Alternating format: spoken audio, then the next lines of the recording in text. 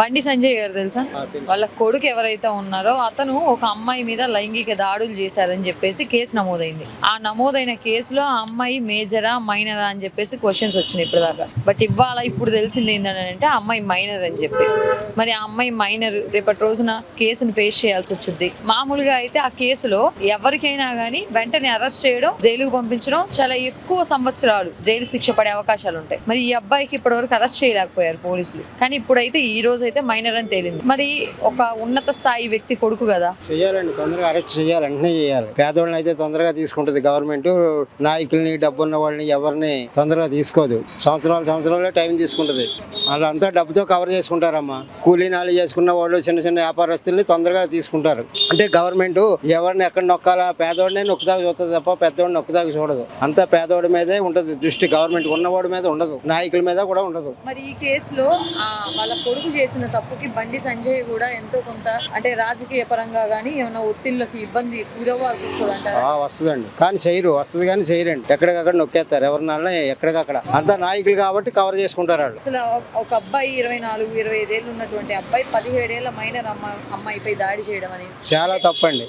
చాలా తప్పు. అది చిన్నింటోడు చేయని, పెద్దింటోడు చేయని తప్పే. అది గట్టిగా చర్య తీసుకునేది గవర్నమెంటే. ప్రజలు వీటన్నిటిని లెక్క పెడతా ఉంటారంటారు. ప్రజలు అంటే ఉన్నవాళ్ళు చూసి చూడనట్టు పోతారమ్మా. పేదవాళ్ళే ఈ ప్రతి దానికి ఆలోచిస్తూ ఉంటారు. అంటే మన ఇళ్లలో జరిగితే పరిస్థితి ఎలా వాళ్ళు ఉన్న వాళ్ళ ఇళ్లలో జరిగింది కాబట్టి వాళ్ళని ఏమి చేయరు. మళ్ళాటి ఇళ్లలో జరిగితే మొత్తం ఫ్యామిలీ ఎన్ని కుటుంబాలు ఉన్నా మూసేయటం జరుగుద్ది. రకరకాల హింసలు పెడతా ఉంటారు ఎప్పటికీ. అయితే ఇదే విషయంలో కొంతవరకు ఇప్పుడు ఉన్నటువంటి మన తెలంగాణ రాష్ట్రంలో ఉన్నటువంటి కాంగ్రెస్ ప్రభుత్వం గానీ, రేవంత్ రెడ్డి గారు గానీ యాక్షన్ సీరియస్ గా తీసుకోలేదు అని వాదనలు వస్తా ఉన్నాయి. తీసుకోలేరు కూడా. అది కూడా నేనే చెప్పేస్తున్నాను, తీసుకోలేరు.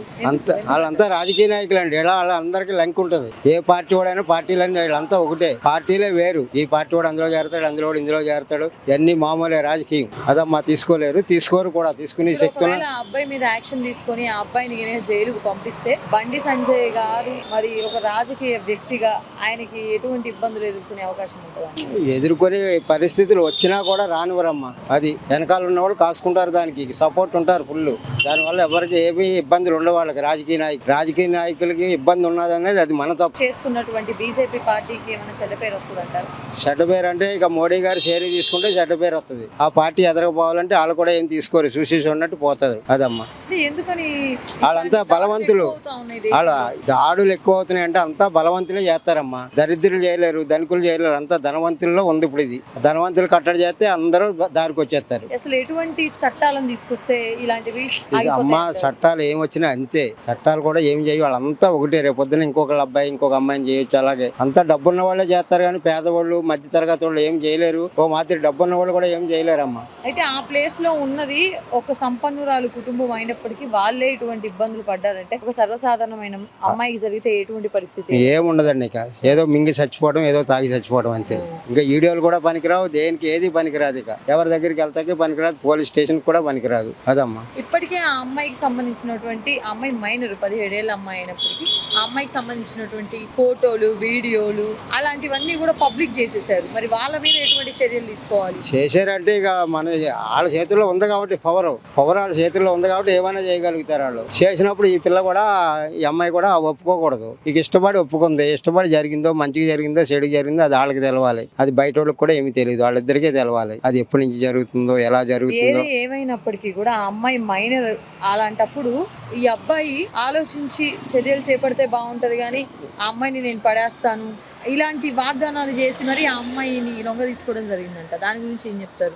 అమ్మా ఇది మాటల కట్టుకథలు చాలా చెప్తారు. అది ఎలా లొంగిందో, ఎలా పడ్డాడో, ఇతను ఏం చేశారో, ఆ పాప ఎలా పడిందో అది ఎవరు చూడలేదు కదమ్మా. మాటలు చాలా చెప్తారు. దాన్ని బట్టి ఏది నిజమా ఏది అబద్ధం అనేది ఎవరు చూస్తే వాళ్ళిద్దరికే తెలవాలి తప్ప, వాళ్ళ ఫ్యామిలీలకి తెలవాలి తప్ప బయట వాళ్ళకి ఎవరికి ఏమీ తెలియదు. ఇప్పుడు ఈ కేసును చూసారు కదా, ఆడపిల్లలకి ఏం సందేశం ఇస్తారు? ఆడపిల్లలంటే కొంచెం జాగ్రత్తగా గవర్నమెంటే షేరీ తీసుకోవాలి. ఎక్కువ గవర్నమెంట్ నడి రోడ్లో పోయినా పాప జోలికి ఎవరో పోవద్దు. బయటోడు మగ వ్యక్తి అనేవాడు వెళ్ళొద్దు. అదండి మెయిన్ కారణం. ఎవరైనా ఒకటే. రేపు నా కూతురు కూడా ఉంది కదా, నా కూతురైనా అంతే. బయటకు పోయాక ఎవరి పిల్లలైనా ఆడపిల్లలు ఒకటే.